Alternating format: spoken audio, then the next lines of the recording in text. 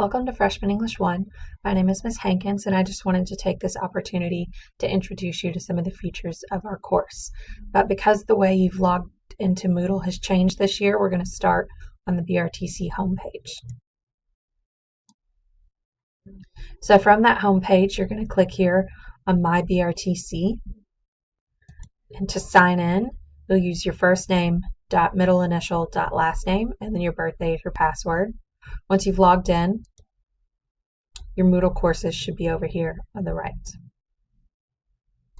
Once you're in our course, this is what you should see. So we're going to start at the top. The first thing is the announcements. I'm going to use announcements to send you guys messages that I think you need. I'll also use Remind to send you messages, and there's information in the syllabus on how to sign up for Remind, or you can just hit Join Class and it will give you the information that you need. I'll primarily use Remind to send you messages, and I'll try and save announcements for messages that can't be done in 140 characters or less. The next thing you'll see is the questions forum, and this is the place for you to ask questions that you think pertain to the whole course. Now, I do have this set up to email me whatever you post on the questions forum, but if you see a question there from one of your classmates and you know the answer, please feel free to answer that. Next thing I want to look at is course documents and resources. There's a lot of really important information in this, so it is important that you know how to work that. So all of the content in this course is going to be in what Moodle calls books, and so those are indicated by the little book symbol there. And on these books, this first page is not the entirety of the content. You're always going to have this table of contents with more information. Now, it's important to note that if you're looking on a computer screen, this is where the table of contents will be. But if you're looking at a smaller screen, that table of contents is not going to be there. It's going to be a little bit lower. I don't know if it's going to... And you'll have to go below the content on the first page to find the rest of the content in that book. So it's really important that you know how to find that content. You can also just click Next. So the next page of information in course documents and resources is just Moodle information. If you're having trouble with Moodle or you never used Moodle before, this is important information for you to have. Next is the syllabus, which obviously is a very important document for our course. So you have the web page version of our syllabus here, or you have a printable version of our syllabus here. They contain the same content. Obviously, if you would like to print a copy, downloading the printable syllabus would be the way to go. So the first thing I want to look at in the syllabus is this top information, which is my contact information. Please note that email is the best way to contact me. If you message me some other way, whether it be Remind or Moodle messaging, those all go straight to my email. So if you have sent me a message on those, it is likely that I've responded to your student email and not necessarily on purpose. It just comes to my email, and that's where I see it first. The next thing I want to look at here is the textbook information. So the textbook for this course is going to be A Writer's Reference by Diana Hacker, and you're going to need the 9th edition. And that looks this.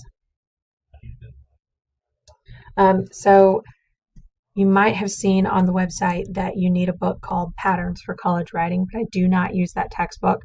So if you have that book, please note that you do not need that book for this course.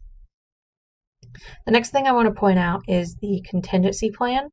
Please note that it says distance education students should always have a contingency plan. This means that you need to have a backup plan. If something happens to your computer or something happens to your internet, you need to have a backup plan in place for how you're going to complete the course. Next is use of tablets and smartphones.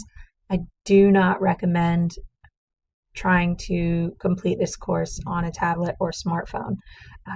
You write a lot of papers in this course, and I absolutely would not recommend writing a paper on a phone or a tablet. And you cannot take exams on smartphones or tablets, so you will need access to an actual computer for this course. You should have access to that on campus, if nowhere else. So next is course activities and assignments, and this outlines all of the assignments in the course. But the essays are each worth, papers 1, 2, and 3 each worth 10%, and paper 4 will be worth 15%, for a total of 45% of your total grade. Forums will be worth 20% of your grade. Daily work will be worth 10% of your grade. Timed writing will be worth 10%, and the 2 exams, midterm and final, together will be worth 15%. Next thing I want to point out is the grading turnaround time. I will grade your content as quickly as possible, but that will likely take anywhere from 1 to 2 weeks, depending on my grading workload from all of my courses. If at any point my grading time suffers a major disruption, I will let you know when to expect to get a graded paper back, but you'll always get it back before the next paper is due. You may not get it back before the next in-class essay is due, because sometimes those are only a week apart, but you will get it back before the next out-of-class essay is due. So you will have time to take that feedback and use it and respond and use it to make your next paper better. If you're looking at an assignment and you don't see feedback, please send me an email, because there should always be feedback, and so I can walk you through how to find the feedback for that assignment. Now this next part is going to be the same on pretty much all of your syllabi, so I'm not going to go over it, but there is important content here. I do want to refer to the academic integrity section really quickly and note that you may not use previously written papers in this class.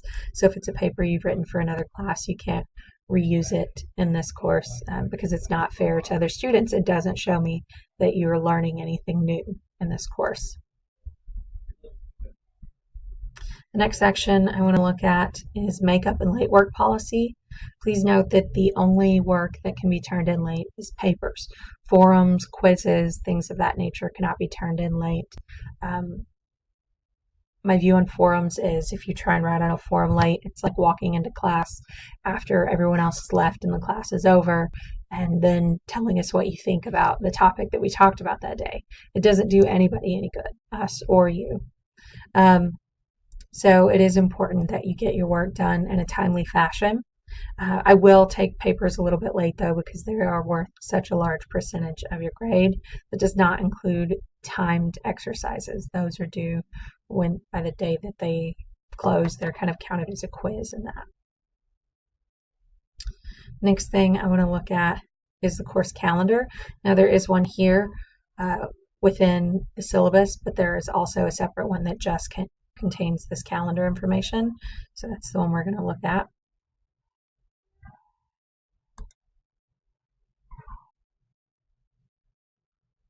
So each week it's going to tell you the topic for the week, the dates for the week, and the assignments for the week. And if you go to the course calendar, these should all link to the assignments that you'll have for that week, except for these, which say a writer's reference and give you page numbers, and those are the pages that you need to read in our textbook. So this should help you out with dates throughout the semester. Due dates for everything in this block are midnight at the end of that week. So you now know when all of your papers are due, when all of your exams are due, all of that stuff. So everything's on there. Next thing is paper information. And so you can have information about all 4 papers from the get-go. The actual spot to turn in the paper won't show up until the week that it's due. So I have this here so that you have the information about all 4 papers as much in advance as you need it, and so you can begin working on those papers as soon as you would like. Next, you have BRTC essay grading standards and forum post grading standards. Those are both important things to look at to see how those things will be graded. So next, we're going to go back out into the course. So each week will be visible here. It'll open as the week begins, and you'll have the content for that week and then the assignments for that week. So again, the content is in those books, much like the course documents and resources, where that first page is not all the content. You have to make sure you're looking through that table of contents and looking through all of the information in the book. Once a week closes, that week will still be visible. It will just be below the current week. So it'll say week 2 above this. And when you're done with a week, you can actually hit that and close it. So if you're looking for the content for a week and don't see it, it might be because that week you have that arrow closed. But that can let you know that you've finished everything in that week and you can close it and forget about it. Other things, when I post announcements, the latest announcements will be here. This completion progress can show you if there's anything that you're missing.